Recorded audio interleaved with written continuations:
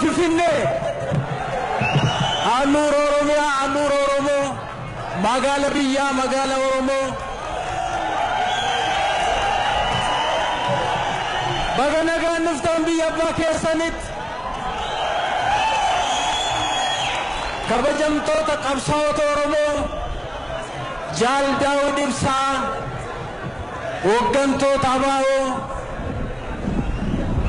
إيروان أورومو أكتيفستوت أورومو أبوتي غدا أمت أورومو بلا أمت مقالا فنفنه هندا هندمت كيسن جلبولتي راكاتني إيبون أتوسين الركسين بيلون أتوسين الركسين قرر أتوسين الركسين الرمسون أتوسين الركسين إنجل تريسو أتوسين الركسين بغدا شيكينيا تنور بيا باكينيا ترفتن كيرورمو أبصو أورومو كيست وري هارسا كفلتن منيدا وري ترتن منيدا تقامني كيسن نافي وري باتن وري هدمتن وري بيا باكيسن راريا تمتن غاچنا أورومو warraaqsituu qabsoo Oromoo dargaggoo Oromoo baga Finfinneetti wal agarreerra Finfinneedhaaf namni baay'een hidhameera namni baay'een dararameera namni baay'een biyyaa ari'atameera biyya abbaa keenyaa mataa ol qabannee deemuu otoo dandeenyu otoo barbaannu yuunivarsiitii irraa ari'atamneerra haarsaatti kaffalleerra Finfinneetti qabsoon har'aasitti walitti nu qabe qabsoo ilmaan Oromoo waggaa baay'eetti haarsaa kaffalan itti du'an itti shororkeessaa jedhaman biyyaatti ari'atan har'ammoo shororkeessaa akka hin taane abbaa biyyaa akka taane uummata biyya kanaatiif uummata Itoophiyaatiif obbolaa akka taane biyya ijaaruu keessatti abbootiin keenya lafee isaanii caccabsanii dhiiga isaanii dhangalaasanii biyya guddoo biyya bareedduu biyya Itoophiyaa nu dhaalchisanii kanaa ol qabsoon maaltu jira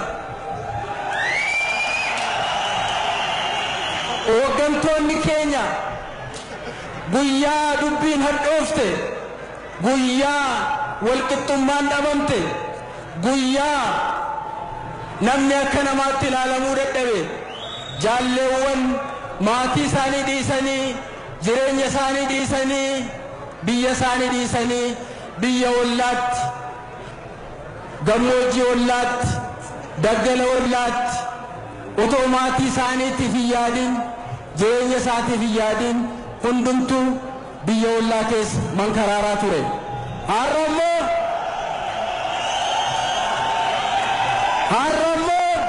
qabsoo ijoolleen Oromoo walitti hidhamtee goote biyya keessaa biyya alaatiin wal dubbisuudhaan wal laga'uudhaan wal qindeessuudhaan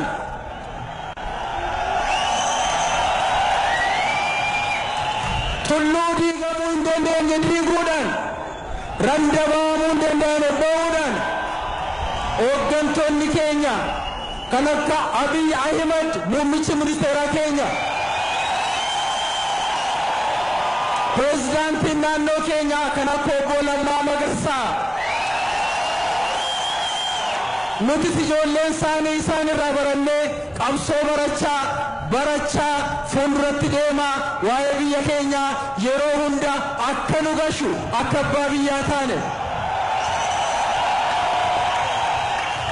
kanaaf har'a boqonnaa tokko ceenee boqonnaa haaraa irra jirra boqonnaa biyya ijaaruu boqonnaa wal dhaga'uu boqonnaa wal dhaggeeffachuu boqonnaa biyyi kun akka biyyaatti fuulduratti akka deemu dinagdeen biyya kana akka fuulduratti tarkaanfatu boqonnaa boo'icha keessaa baanee boqochaa gammachuu boqochaa wal jaalachuu ilmaan Oromoo qofa odoo hin ta'in ilmaan biyya Itoophiyaa hundaaf ijaarsi abbootiin keenya ifaajeen abbootiin keenya haarsaa abbootiin keenya kaffalan har'a dhugaa ta'uu jalqabee jira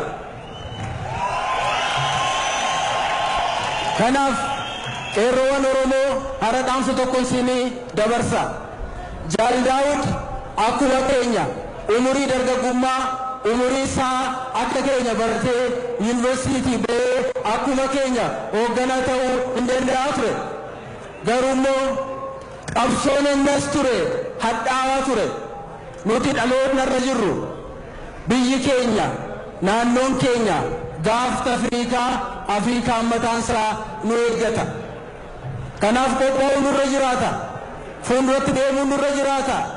Walla ga'uun nurra jiraata. Walla geeffachuun nurra jiraata.